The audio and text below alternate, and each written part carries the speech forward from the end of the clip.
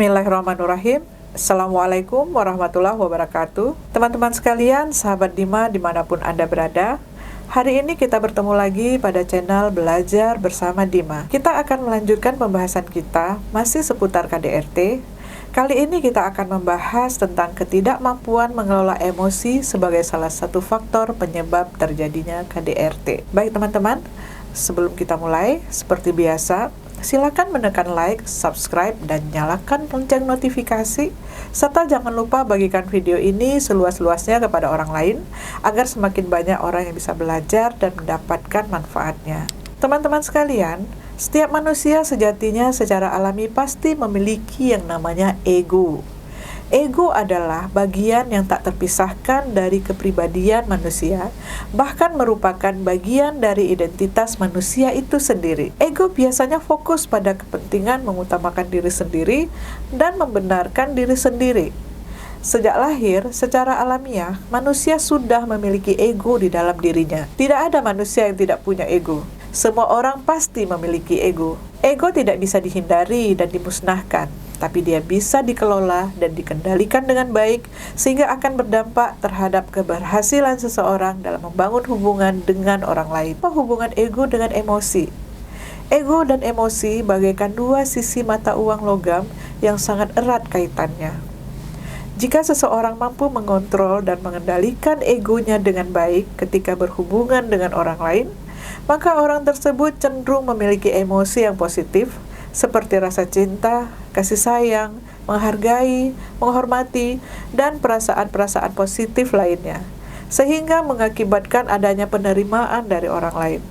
Orang seperti ini akan sangat disenangi dalam pergaulan karena keberadaannya membuat orang lain merasa sangat nyaman. Sebaliknya, jika seseorang sangat berpusat pada ego dalam dirinya sendiri atau yang sering disebut dengan egosentrik, maka orang tersebut cenderung memiliki emosi yang negatif ketika berhubungan dengan orang lain, terutama ketika orang lain itu tidak mampu memenuhi atau mengakui keinginan dan kepentingan. Emosi negatif yang ditunjukkan seperti rasa marah, benci, curiga, jengkel, iri, dengki, dan perasaan-perasaan negatif lainnya. Ketika seseorang tidak mampu mengelola emosinya dengan baik, apalagi ketika berada pada situasi di mana pendapat, keinginan, dan kepentingannya tidak terakomodir, maka ego yang ada dalam dirinya akan memancing munculnya emosi negatif saat itu juga, dan ketika tidak terkendali, maka kemungkinan akan menimbulkan konflik.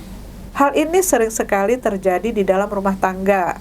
Pada saat seseorang dengan pasangannya berada dalam situasi berbeda pandangan tentang suatu hal, apalagi ketika akan mengambil keputusan, maka dari sinilah awal dari timbulnya konflik dalam rumah tangga. Jika di antara pasangan tersebut tidak ada satu orang pun yang mau mengalah, atau berusaha memahami dan menghargai pendapat pihak lain, maka sudah dipastikan akan terjadi perdebatan, bahkan sampai pertengkaran hebat. Lalu kemudian muncullah faktor ketimpangan relasi kuasa, di mana orang yang memiliki kekuasaan yang lebih tinggi di antara kedua pasangan akan memainkan powernya untuk memaksakan pihak lain agar setuju dengan pendapat dan keputusannya, serta menjalankan keputusan tersebut dengan sewenang-wenang. Jadi sudah jelas ya, bagaimana jika seseorang tidak mampu mengendalikan emosinya dengan baik, akan dapat menyebabkan terjadinya KDRT. Ada kasus yang terjadi dalam sebuah rumah tangga, di mana salah satu pihak dari pasangan karena tidak ingin ribut dan bertengkar dengan pasangannya, sehingga selalu mengambil langkah mengalah dan menghindar. Tujuannya adalah agar pertengkaran dapat dihindari. Pertanyaannya adalah, apakah langkah seperti itu adalah baik dan merupakan langkah yang tepat untuk mencegah terjadinya KDRT? Menurut saya tidak ya teman-teman. Itu bukan langkah atau jalan keluar terbaik untuk mencegah pertengkaran dan KDRT.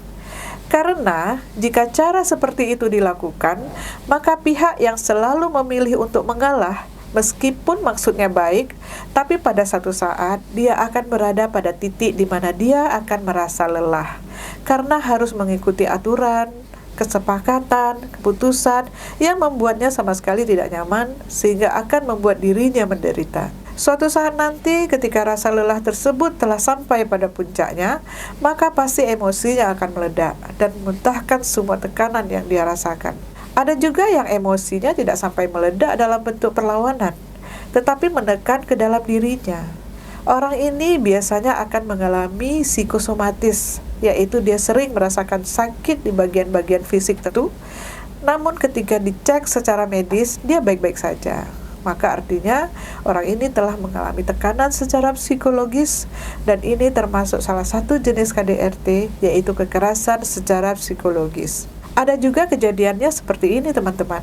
Seseorang yang selalu menghindar untuk ribut dan bertengkar dengan pasangannya, lama-kelamaan dia semakin merasa tidak mencintai pasangannya lagi.